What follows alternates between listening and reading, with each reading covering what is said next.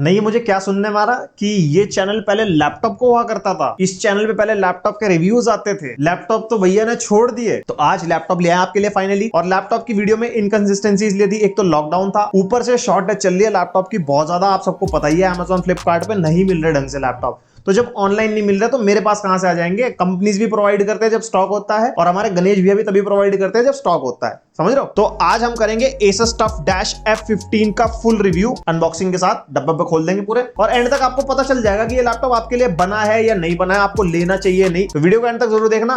पहली बार आया तो समझ रहे हो ना, लाइक और सब्सक्राइब फटाफट। तो भाई साहब कुछ ऐसा बॉक्स है, टफ का लोगो बदल चुका है, यहाँ पे मॉडल वॉडल लिखे हैं। और भाई क्या करोगे डब्बे पे देख के तुम, यहाँ पे टफ का पूरा लोगो बना दिया एकदम बड़ा बड़ा। और ये निकल गया हमारा लैपटॉप, और कोई कोई कोई पैकिंग नहीं है, कुछ नहीं है। उसका रीजन यही है कि ये Asus वालों ने भेजा है, तो रिव्यू यूनिट है, तो कोई पैकिंग शेकिंग कभी होती है कभी नहीं होती। एक 200 वॉट की ब्रिक निकलती है इसके अंदर से, एज ऑलवेज एक पावर कॉर्ड। और Asus पुस्तक भंडार की तरफ से ज्यादा पुस्तकें नहीं है, पर नहीं पढ़नी। तो डब्बे में तो यही सामग्री है सारी। अभी इस सामग्री को साइड रखते हैं और सीधा अपने लैपटॉप पर नजर मारते हैं कि क्या कुछ इसके अंदर हमारे को मिलेगा, क्या है क्या नहीं है, सब जानकारी एक ही वीडियो में, फालतू कुछ नहीं। तो सबसे पहले बारी आती है आउटर्स को लेके। तो ये जो टॉप लिड हमारी, ये मेटल फिनिश में आती है, और टॉप लिड फ्लेक्स इतना ज्यादा नहीं है। बिल्ड क्वालिटी के मामले में भाई बहुत बढ़िया लैपटॉप, और अंदर से सारा प्लास्टिक का है। और कीबोर्ड फ्लेक्स भाई मुझे तो बिल्कुल नहीं लगा। आपको अगर वीडियो में दिख रहा हो ना तो कमेंट करके बताना। अब देखो क्या है ना, ये एक तो हाई एंड लैपटॉप है, इसके अंदर स्पेसिफिकेशन मतलब प्रॉपर हाई एंड वाली है। अब उसके अंदर जो इन्होंने TDP और TGP का गेम कराया, i7 4 कोर वाला लगा दिया और 3070 लगाया, 8GB का GPU बट 80+5 वॉट वाले के साथ। तो उसका रीजन यही है कि एक हाई एंड लैपटॉप है,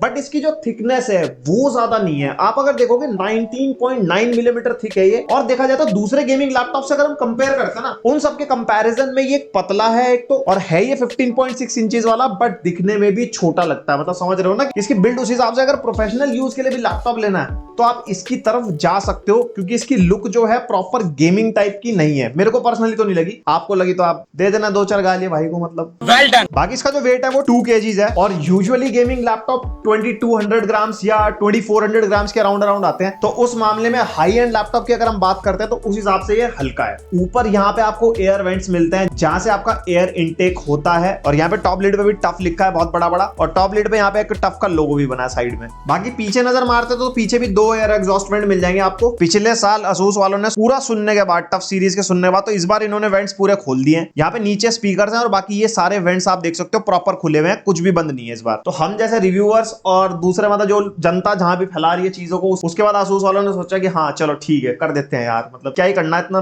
घर में हीटर उटर रख के क्या फायदा, ऑमलेट बना लेंगे लोग फिर। और यहाँ टॉप पे ऊपर नोटिफिकेशन LEDs हैं जो आपकी लिड ओपन करने के बाद अंदर दिखाई देती है। और वेट डिस्ट्रीब्यूशन काफी ठीक है लैपटॉप का, आप 1 फिंगर से आप इस लैपटॉप को खोल सकते हो। और आजकल जब भी महंगा लैपटॉप लेते हैं ना लोग, तो सबसे पहले क्या करते हैं, भैया पोर्ट्स बताओ हमारे को कैसे कैसे हैं, क्योंकि पूरा सामान अटैच हो जाएगा इनके साथ, और छेद is very important in life. गलत सोच। तो भाई अगर राइट साइड में देखते हैं, केंजिंगटन लॉक मिलता है आपको, एयर एग्जॉस्ट वेंट मिलता है, और 2 USB 3.2 के टाइप A वाले पोर्ट मिलते हैं। और लेफ्ट साइड में एयर एग्जॉस्ट वेंट और पावर इनपुट पोर्ट, RJ45 का लैन पोर्ट, HDMI 2.0 का पोर्ट है, USB 3.2 का टाइप A वाला पोर्ट है, और टाइप C पोर्ट है थंडरबोल्ट 4 सपोर्ट के साथ, और एक हेडफोन माइक जैक का कॉम्बो। तो लैपटॉप महंगा होने का एक रीजन आप ये मान लो, थंडरबोल्ट पोर्ट जो होता है ना भाई, वो बहुत प्रीमियम लैपटॉप्स में आता है, इसके अंदर आपको मिल रहा है। अब थंडरबोल्ट पोर्ट का क्या होता है कि आपको eGPU लगाना हो, बने बनाए eGPU मिलते हैं, आप कभी Amazon पे सर्च करना, पूरा का पूरा वर्क स्टेशन होता है, अंदर लगाओ, डायरेक्टली आप प्लग इन कर सकते हो। और इसके टाइप सी पोर्ट से आप चार्जिंग भी कर सकते हो और डिस्प्ले आउटपुट भी ले सकते हो। अब जब डिस्प्ले आउटपुट की बात हो ही रही है तो आपको बता दूं, HDMI से अगर आप कनेक्ट करोगे, HDMI 2.0, तो आपकी जो डिस्प्ले है वो NVIDIA ग्राफिक्स से कनेक्टेड होगी। बट अगर आप टाइप C से डिस्प्ले आउटपुट लोगे तो ऑनबोर्ड ग्राफिक्स से ही होगी, और जो इसकी अपनी डिस्प्ले वो भी ऑनबोर्ड ग्राफिक्स से कनेक्टेड है। मतलब समझ गए ना बिल्कुल तीनों चीज का सिनेरियो। नहीं समझ में आया, बैकवर्ड करो फिर से देखो। क्या कह रहे, पूरा वॉच टाइम ले लेंगे। ओहो, बातों के चक्कर में मैं स्पेसिफिकेशन बताना ही भूल गया। तो भाई इसके अंदर जो प्रोसेसर है वो i7 11370H, जो कि एक 4 कोर 8 थ्रेड का प्रोसेसर है। और जो इसके अंदर GPU है वो है RTX 3070, जिसकी 85 वॉट की DGP है, प्लस 5 वॉट का डायनेमिक बूस्ट आपको मिल जाएगा इसके अंदर, और 8 GB का GPU है, मतलब समझ रहे हो 8 GB VRAM के साथ आता है। तो ये GPU आप एग्जैक्टली 3070 नहीं कह सकते। जब परफॉर्मेंस सेक्शन आएगा ना वीडियो में, तो आपको बताऊंगा कि इसकी परफॉर्मेंस कौन से GPU से कंपेरेबल है, क्योंकि मैं तो बहुत सारे लैपटॉप टेस्ट कर चुका हूं। और आप पुराने हो तो चैनल पे फिर सारे रिव्यूज देख ही लिए होंगे आपने, तो गेमिंग टेस्ट में आपको समझ आ जाएगा कि हाँ भाई कैसी परफॉर्मेंस दे रहा है आपको ये। 16 GB इसके अंदर रैम है, 3200 मेगाहर्ट्ज क्लॉक स्पीड वाली, 1 TB की SSD है। तो ये वाला जो स्पेसिफिक वेरिएंट है वो 1,40,000 से लेके 1,50,000 का है, और पता है भाई बहुत महंगा लैपटॉप है, इसलिए मुंह लटकाओ मत। लैपटॉप की इंफॉर्मेशन पूरी मिल जाएगी आपको वीडियो में। सस्ते वेरिएंट्स भी है इसके, लिंक आपको डिस्क्रिप्शन में दे दूंगा, जिसमें आपको i5 के साथ 3050 और 3050 Ti भी मिल जाएगा, तो वो भी आप चेकआउट कर सकते हो। अभी नहीं, पहले पूरी वीडियो देख लो, इस लैपटॉप के बारे में जान तो लो, तभी तो फिर दूसरे के लिए जा पाओगे भाई। फिर बारी आती है डिस्प्ले की। डिस्प्ले तो की हाईलाइट बना रखी है इस लैपटॉप की, मतलब ओवर पावर्ड डिस्प्ले कहूंगा अकॉर्डिंग टू स्पेसिफिकेशन या कुछ भी। एक तो 1080p डिस्प्ले है, फुल एचडी डिस्प्ले इसको कहेंगे, 15.6 इंचेस की, और हाँ IPS एंटी ग्लेयर डिस्प्ले है, मतलब कोई रिफ्लेक्शन नहीं आएगी, फुल मैट वेट टाइप की फिनिशिंग है। 100% sRGB आपको इसके अंदर मिलती है और 300 निट्स की ब्राइटनेस है। और एक चीज मैं आपको पर्सनली बताऊं, वैसे तो गेमिंग टेस्ट में आपको पता चल जाएगा, मैंने इसके अंदर सारे गेम टेस्ट करके देख लिए। काउंटर स्ट्राइक छोड़ दो, उसके क्या कहते हैं MSI आफ्टर बर्नर में स्टैट्स वैट्स नहीं दिखते। काउंटर स्ट्राइक में तो चलो पार कर जाते हैं FPS बहुत सारे, इवन 1650 में भी बहुत तगड़े FPS देता है, बट इस लैपटॉप में 240 हर्ट्ज देने का मुझे कोई लॉजिक नहीं लगा। जिसका 3070 है वो इतना कैपेबल ही नहीं है कि मतलब कोई गेम खेलते हो ना तो 70 80 100 FPS तक आपको दे देगा, ज्यादा वैलोरेंट होगा तो 150 FPS दे देगा। तो 240 हर्ट्ज देने का क्या सीन है मुझे समझ में नहीं आया, मतलब 144 हर्ट्ज में काम चल जाता, कंपनी पैसे बचा लेती, लैपटॉप सस्ता हो जाता, ज्यादा सेल होती, देख लो पता नहीं अब क्या सीन है। और भाई डिस्प्ले के बेजल, और नीचे तो यूजुअली चौड़ा सा होता ही है, बट राइट लेफ्ट और टॉप पे बिल्कुल सिमिलर बेजल है। और हाँ, सिमिलर होने का रीजन क्या है, टॉप पे वेबकैम नहीं है। इतने महंगे लैपटॉप में भाई मैं पर्सनली बताऊं, जिस एज के हम सब लोग हैं, हम वेबकैम की नीड होती है हमारे को, तो वेबकैम क्यों नहीं देती कंपनीज मुझे नहीं पता। एक्सटर्नल वेबकैम लो, वरना तुम्हारे भाई के पास एक पूरा बढ़िया सॉल्यूशन है, आपको आई कार्ड में डिस्क्रिप्शन में लिंक दे दूंगा, आप कैसे अपना smartphone as a webcam use कर सकते हो, एंड्रॉइड स्मार्टफोन। तो उस वीडियो में एंड्रॉइड फोन के बारे में बताया, और आईफोन में कोई दिक्कत नहीं है, आईफोन में भी EPOC कैमरा करके एक एप्लीकेशन आती है, सेम मेथड है सब कुछ। तो आप अपने स्मार्टफोन को अपने लैपटॉप या पीसी पे एज अ वेबकैम यूज कर सकते हो, और बढ़िया वेबकैम, मतलब समझ रहे हो, वीडियो देखना आपको पता लग जाएगा। तो वो एक सोल्यूशन है, बट वेबकैम नहीं है, वो एक ड्रॉबैक है। फिर यूज करते करते जैसे ट्रैक पैड देखा ना मैंने, इसका ट्रैक पैड मेरे को ठीक लगा, ट्रैक पैड की पोजीशन भी बिल्कुल सही है सेंटर में, और ट्रैक पैड का साइज भी सही है। उसके बाद कीबोर्ड में थोड़ा सा डिसअपॉइंट हुआ मैं, क्योंकि लैपटॉप के मामले में, लैपटॉप का अपना जो कीबोर्ड होता है उस मामले में मैं फुल साइज कीबोर्ड का फैन हूं। इसके अंदर आपको 75% वाला कीबोर्ड मिलता है एक तो, और तुम्हारे भाई को थोड़ा लाइटों से प्यार है, लाइट है इसके अंदर, सिंगल लाइट है, ब्लू कलर की लाइट जलती है, सिंगल कलर बैकलाइट कीबोर्ड है। बट जो क्लिकीनेस है कीज की भाई वो बहुत सही है, कीबोर्ड का जो टैक्टाइल फीडबैक है बहुत सही है, 1.7 mm का की ट्रैवल है, तो फील अच्छी आती है यूज करने में। बट फुल साइज होता तो मैं बताइए तो मजा आ जाता। फुल साइज ना होने की वजह से साइड में जो स्पेसिंग है वो ज्यादा हो रखी है, मतलब फुल एक बढ़िया सी लुक देने के लिए अलग सा टेक्सचर दिया है। और भाई सॉफ्टवेयर बहुत सही से दिया है कंपनी ने, ऑब्वियसली एक आर्मरी ग्रेड तो आपको मिल जाएगा। वैसे आपको आर्मरी ग्रेड सॉफ्टवेयर ना यहां से भी खोल सकते हो, बटन दबाओगे डायरेक्टली आपका सॉफ्टवेयर खुल जाएगा इसके अंदर, और यहाँ पे आपका माइक्रोफोन बटन दिया है, और यहाँ पे वॉल्यूम बटन भी दिए। तो आर्मरी ग्रेड सॉफ्टवेयर के अंदर आपको साइलेंट, परफॉर्मेंस और टर्बो मोड मिलता है। यहाँ पे चार्जिंग पिन लगा हुआ, टर्बो मोड इसलिए नहीं आ रहा। और बाकी यहाँ पे CPU GPU के स्टैट्स मिल जाएंगे, और यहाँ पे आप मेमोरी के स्टैट्स मिल जाएंगे। और ये सबसे बेस्ट चीज है इसकी, पैनल पावर सेवर है इसके अंदर। यहाँ पे आप जैसे इसको ऑन रखते हो ना, तो आप चार्जिंग पे लगाओगे, एक बार स्क्रीन फ्लिकर होगी, ये 240 हर्ट्ज पे शिफ्ट हो जाएगा। जैसे आप चार्जिंग प्लग आउट कर दोगे, ये ऑटोमेटिकली 60 हर्ट्ज पे जाता है। तो बैटरी सेविंग के लिए बहुत सही चीज है। और फिर यहाँ पे आपको मिलेगा पैनल ओवरड्राइव, ये आप ऑप्शन है, ये बैटरी पे ऑन होता है, ये ऑन करोगे तो पैनल का रिस्पांस टाइम है वो इंक्रीज हो जाता है। और यहाँ पे नीचे iGPU मोड मिलता है। iGPU मोड का क्या सीन है, ये भी एक्चुअली बैटरी सेवर की तरह काम करता है, कि आप अपना जो एक्सटर्नल GPU है ना, जो NVIDIA वाला GPU है, वो टोटली बंद कर सकते हो। तो अभी आप देख सकते हैं यहाँ पे GPU के स्टैट्स शो कर रहा है, तो iGPU मोड हमारा ऑफ है। जैसे ही मैं इसको ऑन करूंगा ना, यहाँ पे आप देख सकते हो एक्सट्रीम पावर सेविंग पे चला गया, और आपका GPU बिल्कुल बंद हो चुका है, सिर्फ आपके CPU चल रहा है यहाँ पे। तो जब आपका एक्सटर्नल GPU बंद होगा तो ऑब्वियसली आपका बैटरी बैकअप ज्यादा आएगा। उसके बाद यहाँ पे आपको लाइटिंग ऑप्शन मिल जाते हैं, ऑडियो के मिल जाते हैं, और रिसोर्सेज वगैरह मॉनिटर करना हो वो आप कर सकते हो। और लाइटिंग में वही 2-3 इफेक्ट्स हैं, सिंगल लाइटिंग है तो वो आप कर ही लोगे, अगर खरीदोगे लैपटॉप तो चेक कर ही लोगे। बाकी ये बढ़िया चीज लगती है, गेम विजुअल्स, आपको कैसा गेम खेलना उस हिसाब से पहले ही प्री बिल्ट सीन्स बने इसके अंदर। जैसे आप रेसिंग वगैरह करते हो तो थोड़ा सा कलर वलर चेंज आता है, ब्राइटनेस वगैरह ऊपर नीचे जाती है, सीनरी है थोड़ा सा, और बाकी बहुत सारी सेटिंग्स है जो एक सॉफ्टवेयर में होती है, जो आपका लैपटॉप मैनेजमेंट का सॉफ्टवेयर होता है। इसके अंदर आपको Microsoft office home and student free for life time मिलेगा, तो MS ऑफिस का कोई चक्कर नहीं खरीदने का, सीधा लैपटॉप लो और अपना सारा काम शुरू कर दो। और MS ऑफिस प्री बिल्ट होने से भी थोड़ा सा पता लगता है कि जो लैपटॉप है ये प्रोफेशनल्स के लिए बनाया गया है, नॉट एग्जैक्टली गेमर्स, वो आपको गेमिंग टेस्ट में बता ही दूंगा मैं क्यों। और मैकेफी एंटीवायरस मिलेगा 1 साल के लिए, तो लैपटॉप लोगे रजिस्टर मारना 1 साल तक आपका एंटीवायरस चलेगा, वो भी बहुत सही चीज है। और एक आपको ऑडियो सॉफ्टवेयर मिलता है DTS:X अल्ट्रा, तो आप जैसे भी यूज कर रहे हो उसके अकॉर्डिंग आप अपना जो इसमें मोड्स वोड सेलेक्ट कर सकते हो फॉर बेटर यूजर एक्सपीरियंस। अब इतना महंगा लैपटॉप लेने के बाद लेटेस्ट कनेक्टिविटी में मिले तो क्या फायदा, वाईफाई 6 और ब्लूटूथ वर्जन 5.1 की कनेक्टिविटी मिलती है इसके अंदर। अब कोई दिक्कत वाली बात नहीं है, पैसे खर्च रखे तो कनेक्टिविटी में कोई इशू नहीं आने वाला, डुअल बैंड वाईफाई हो कुछ भी हो और अपना लेटेस्ट डिवाइसेस हो ब्लूटूथ सब चल जाएंगे। अब जो इसकी स्पेसिफिकेशन है जिसपे सारे विवाद बन रखे हैं, मतलब कि ऐसी स्पेसिफिकेशन दे दी, तो आता है मेन सेक्शन बैटरी को लेके। बैटरी इसके अंदर 76 वॉट आवर की बैटरी है और हाँ कोई HDD स्लॉट नहीं है, लंबी बैटरी लगाई है लैपटॉप के अंदर। और जिसका बैटरी बैकअप मेरे को मिला 3.5 घंटे के लगभग इसका बैटरी बैकअप मिला। मैं आपको क्लियर कर दूं, iGPU मोड ऑन था, यानी कि eGPU बिल्कुल बंद था, 50% स्क्रीन ब्राइटनेस थी, कीबोर्ड बैकलाइट ऑफ थी और यूसेज बेसिक भी क्या कहूं, यूट्यूब भी चलाया मैंने इसके अंदर। और जो मैं लैपटॉप टेस्टिंग करने से पहले सारे सॉफ्टवेयर इंस्टॉल करता हूं, गेम इंस्टॉल करता हूं, सब करता हूं, वो सारी चीजें मैंने इसके अंदर लगातार करी और 3.5 घंटे का बैकअप मिल गया, जिसमें आपका इंटरनेट भी फुल यूसेज में था, लैपटॉप प्रॉपर मतलब प्रोसेसेस चल रहे थे, गेम इंस्टॉलेशन हो रही थी, सब कुछ हो रही थी और उसमें CPU लोड होता है, तब भी 3.5 घंटे चल गया। और मैं बता रहा हूं पर्सनली आपको, अगर आप खाली यूट्यूब या मीडिया कंजम्पशन करोगे ना तो आराम से 6-7 घंटे का बैकअप दे देगा, मतलब उससे ज्यादा भी दे सकता है। वैसे 6-7 घंटे में एवरेज लगा रहा हूं, मतलब अंदाजा कि हाँ चल जाना चाहिए इतना। तो अब टेस्ट कर लेते हैं स्पीकर्स कैसी आवाज आपको देंगे ये, और उससे अंदाजा हो जाएगा कि कैसा मीडिया कंजम्पशन में आपको, मतलब समझ रहे हो ना, आवाज देगा।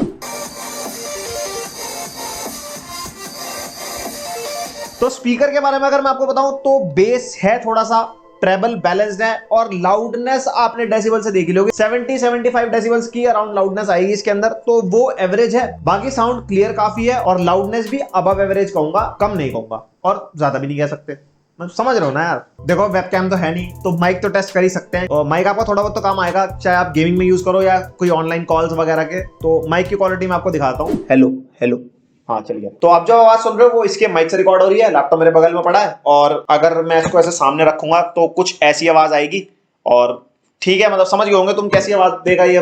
लाइक मार दो वीडियो को और क्या बोल लूं। तो बताना कमेंट करके कैसे लगी, मैं भी एडिटिंग के टाइम पे देखूंगा। आप जब एक इतना महंगा लैपटॉप लेते हो ना तो एक डाउट जरूर होता है कि मतलब फ्यूचर अपग्रेड्स में हमारे को क्या क्या मिलेगा, कि हम कितना एक्सपैंड कर सकते हैं स्टोरेज को, रैम को, जो भी है। तो दो तो इसके अंदर आपको मिलेंगे SSD स्लॉट, एक लेफ्ट में और एक राइट में, क्योंकि बैटरी लंबी है, HDD आपको इसके अंदर मिलेगी नहीं। और एक रैम स्लॉट मिलेगा इसके अंदर आपको, जो 8 GB रैम है इसकी, वो सोल्डर्ड है ऑन बोर्ड, और एक स्लॉट मिलेगा, तो एक स्लॉट निकाल के आप 16 GB और लगा सकते हो, तो टोटल 24 GB आप इसके अंदर अपग्रेड कर सकते हो, जो कंपनी ने ऑफिशियली मेंशन किया है अपनी वेबसाइट पे भी और Amazon फ्लिपकार्ट पे भी। और SSD जहां तक मुझे उम्मीद है इन लैपटॉप्स में 2 TB तक तो हो जाती है, और ये कंपनी कहीं मेंशन नहीं करती। मेरी रिक्वेस्ट है कंपनी से, कहीं भी लैपटॉप अपलोड करते कोई भी ब्रोशर वॉशर जो भी होती है ना, वहां पे मैक्सिमम अपग्रेडेबिलिटी बता दिया करो कि कितनी SSD HDD जो भी मतलब स्टोरेज लगा सकते हैं। रैम तो बताते हैं पर स्टोरेज बताता नहीं कोई। वैसे 2-3 TB तक हो जानी चाहिए, बहुत तगड़ी स्पेसिफिकेशन वाला लैपटॉप है। बाकी आसूस वाले जानने फोन करना, सर्विस सेंटर बता देंगे आपको। तो ये तो होगी लैपटॉप की पूरी जानकारी। अब आ चुका है परफॉर्मेंस सेक्शन की, लैपटॉप की औकात क्या है, कि मतलब ये कहां स्टैंड आउट करता है अपनी स्पेसिफिकेशन के हिसाब से, अपने प्राइस के हिसाब से, या जो भी है। तो सबसे पहले बात कर लेते हैं थर्मल्स की।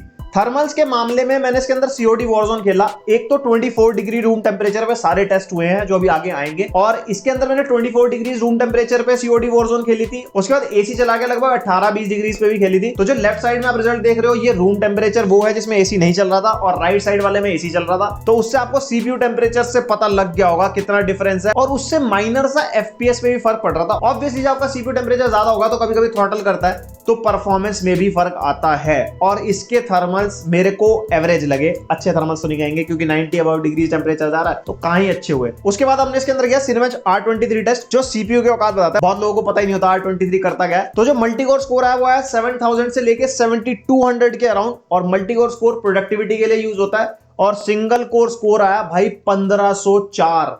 मैं बता नहीं सकता, अभी तक का सबसे ज्यादा सिंगल स्कोर है ये इंटेल के प्रोसेसर का। और गेमिंग में पता लग जाएगा आपको कि क्यों इसका CPU स्टैंड आउट कर रहा है, क्योंकि ज्यादातर गेम्स में सिंगल कोर परफॉर्मेंस चाहिए होती है, मल्टी कोर आपकी प्रोडक्टिविटी में यूज होती है। और मैं पर्सनली बताऊं, प्रोडक्टिविटी के हिसाब से तो बना दिया उन्होंने लैपटॉप, बट CPU अगर i7 10th जनरेशन वाला भी डाल देते ना, जो 6 कोर 12 थ्रेड्स वाला या 8 कोर 16 थ्रेड्स वाला है, उस मामले में 20 हो जाता। पर वही है, दूसरी तरफ इन्होंने थिन बनाना था लैपटॉप, थोड़ा सा कॉम्पैक्ट बनाना था, तो कम टीडीपी वाला सीपीयू और 4 कोर वाला सीपीयू लगाए थे जिससे थर्मल मैनेज रहे, और जितने मैनेज हो रहे हैं वो आपने देख ही लिया। फिर हमने इसके अंदर किया 3D mark time spied test, और ये 3D mark time spied test बता देता हूं एक बार, ये एक तरीके से गेम सी होती है, मतलब कि आपका प्रॉपर सीपीयू जीपीयू रैम का पूरा कंजम्पशन होता है और पूरी एक टाइप की गेम चल रही होती है, और उसके बाद स्कोर निकल के आता है कि आपके लैपटॉप की औकात क्या है। तो आपको अगर किसी और लैपटॉप से कंपेयर करना है तो गूगल कर लेना, आपको सबके 3D मार्क टाइम स्पाई के स्कोर मिल जाएंगे। तो उसका जो टोटल स्कोर है वो 75 to 7600 अप्रॉक्स आया, जिसमें आपका ग्राफिक्स स्कोर था 8224 और जो सीपीयू स्कोर था 5203। तो उसका जो एवरेज निकल गया वो 75 to 7600 निकल के आया। तो अकॉर्डिंग टू 3D मार्क अच्छा स्कोर है, मतलब कैपेबल है लैपटॉप बढ़िया चीजों के लिए, आराम से आप गेमिंग सारी हाई सेटिंग्स पे कर सकते हो। तो अब गेम टेस्ट कर लेते हैं आगे, और मैं लगभग 5-6 गेम्स टेस्ट किए हैं इसके अंदर। और सॉरी आज वैलोरेंट टेस्ट नहीं हो पाया, इसके अंदर वैलोरेंट चल ही नहीं रहा था, इसमें कुछ अपडेट आई थी विंडोज की, उसमें वैलोरेंट में लिखा रहा है ऑपरेटिंग सिस्टम नॉट सपोर्टेड। तो यहाँ पे पहला गेम हमने जो टेस्ट किया था वो क्या था, डेज गॉन,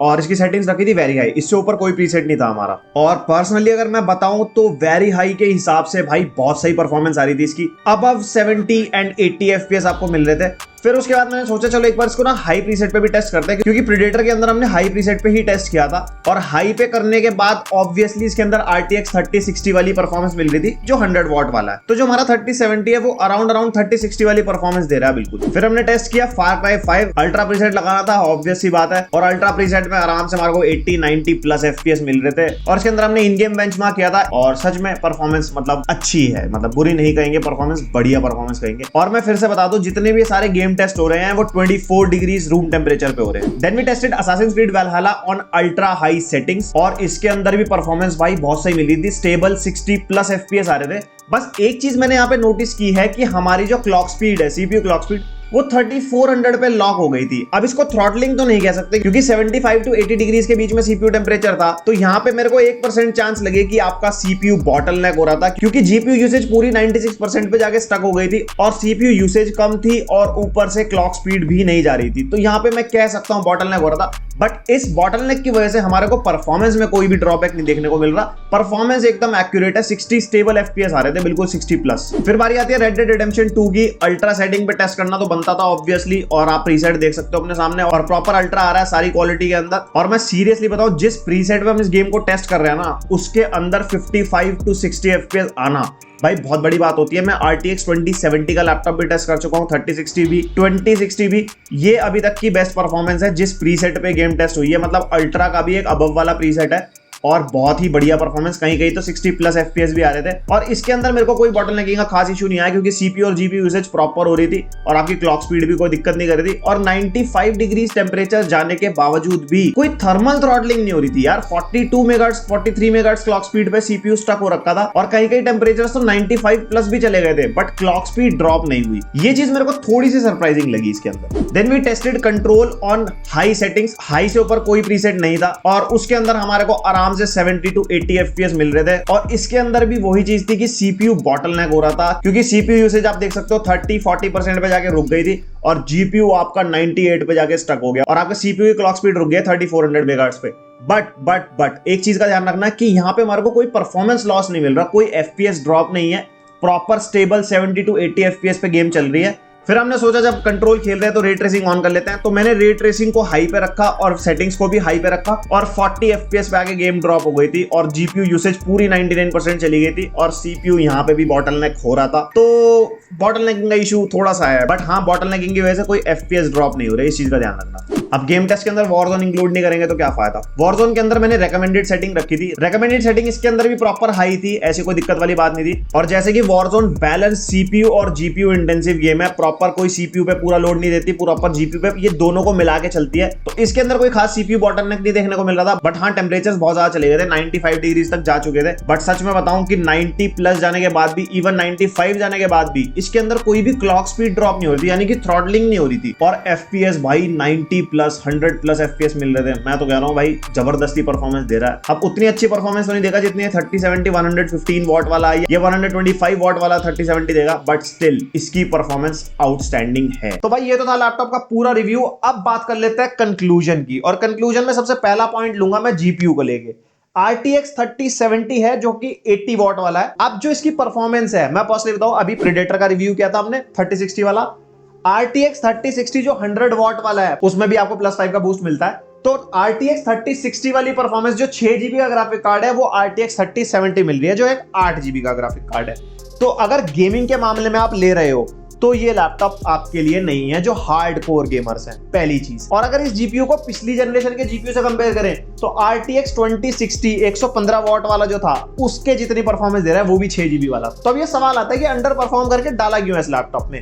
मेनली इसको लैपटॉप को जो बनाया गया है वो प्रोडक्टिविटी बेस के लिए बनाया गया है। अगर आपको जीपीयू बेस्ड काम करना है जैसे आर्किटेक्चर 3D का काम करना है और जितने भी मतलब ग्राफिक्स बेस्ड काम होते हैं ना उसके अंदर VRAM तो ज्यादा है और VRAM ज्यादा की वजह से आपके वो सारे काम काफी स्मूथली हो जाएंगे और जो वॉटेज है वो कम है, वो बेसिकली गेमिंग के हिसाब से नहीं बनाया हुआ। अगर आपको कैजुअल गेमिंग करनी है, गेमिंग परफॉर्मेंस देखो आपने देखी उस हिसाब से आप ले सकते हो। आपको एक हाई एंड लैपटॉप चाहिए कॉम्पैक्ट और स्लीक लुक में तो ये ऑप्शन आपके लिए हो सकता है। और स्पेसिफिकली ये वाला जो वेरिएंट है जो मैं रिव्यू कर रहा हूं ये मैं सजेस्ट नहीं करूंगा। आपको अगर जाना है तो i5 RTX 3050 के लिए जा सकते हो और शायद 3060 मतलब जो भी 1 लाख से नीचे वाले वेरिएंट है ना इसके उनकी तरफ ज्यादा फोकस करो। ये ज्यादा महंगा है और इतना वर्थ इट नहीं है। बाकी बाद में प्राइसेस कम हो जाएं और एसएस वाले कम कर दे तो उस पर बात अलग है। बाकी प्रोडक्टिविटी के लिए तो भाई बिल्कुल मत लेना लैपटॉप क्योंकि multi core performance is not really good. You can either go for Asus TUF A15 2021 वाला Ryzen 5000 सीरीज के साथ जो आ रहा है तो उसको मल्टी कोर टास्क के लिए मैं सजेस्ट करूंगा।